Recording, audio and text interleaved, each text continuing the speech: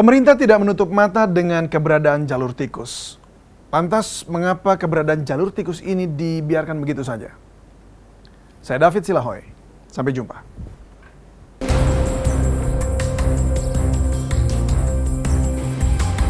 Menjadi seorang TKI yang resmi memang tidak mudah.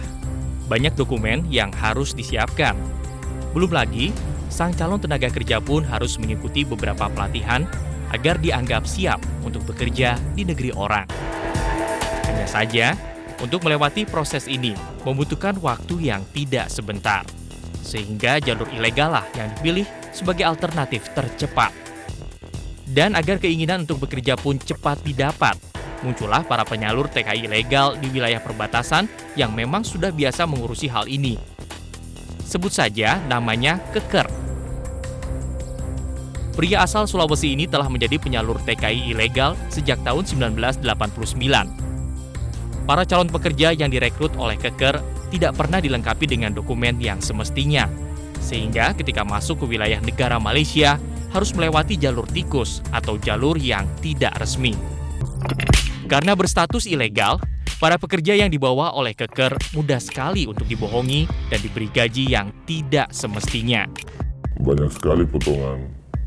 Ya ada potongan makan, ada potongan jaminan dia supaya tidak ditangkap.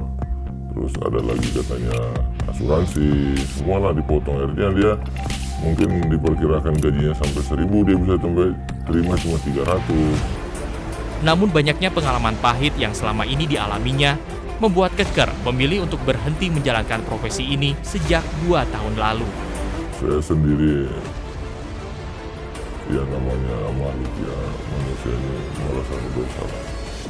Karena mereka di sana kan mungkin ya keluar dari Malaysia, mungkin kena tangkap, baru kena cambuk, baru pulang itu kan. Ya, kita juga merasakan bagaimana kalau saya dikasih begini, akhirnya saya putuskan untuk berhentilah. Banyaknya pengalaman pahit yang diterima tidak juga mengurangi jumlah TKI ilegal yang nekat bekerja. Karena permintaan yang tinggi akan tenaga kerja dari Indonesia pun datang dari pihak Malaysia. Terlebih lagi apabila TKI ini berstatus ilegal. Sayangnya, jalur tikus yang selama ini kerap digunakan oleh para TKI ilegal sudah diketahui oleh pemerintah. Tentu BP3I tahu, dan tentu juga masyarakat Nunukan terutama Sebatik juga tahu, saya rasa. Karena memang kegiatan itu berlangsung setiap hari dan dari dulu. Akan tetapi, pemerintah memandang permasalahan jalur tikus yang terdapat di daerah Nunukan telah menjadi benang kusut yang sulit untuk dicari jalan penyelesaiannya. Jalur tikus ini sudah, saya rasa sudah berlangsung lama.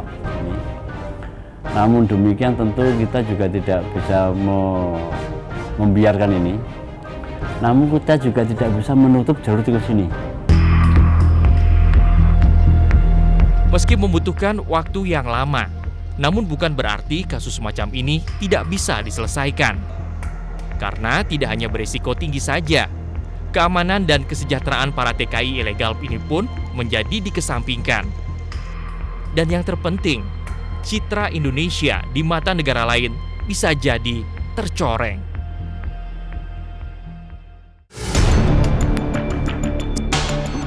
Dan ketika penjagaan yang ketat di perbatasan ternyata tidak bisa mengatasi masalah, seharusnya pemerintah bisa menaruh curiga.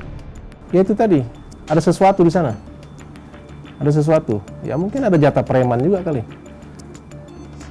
Atau oknum tertentu yang ingin memungut itu, atau oknum tertentu yang bermain di situ. Kalau pemerintah saja seakan sudah menyerah dengan permasalahan jalur tikus ini, lalu kepada siapa lagi sebuah pengharapan digantungkan demi terciptanya masa depan yang cerah bagi para pahlawan devisa? Karena selama jalur ilegal ini masih tersedia, maka akan selalu dimanfaatkan oleh mereka yang ingin mendapatkan keuntungan dari para pencari kerja yang buta dan tidak tahu apa-apa. Jadi jangan bilang Anda tidak tahu, karena kami sudah memberitahukannya.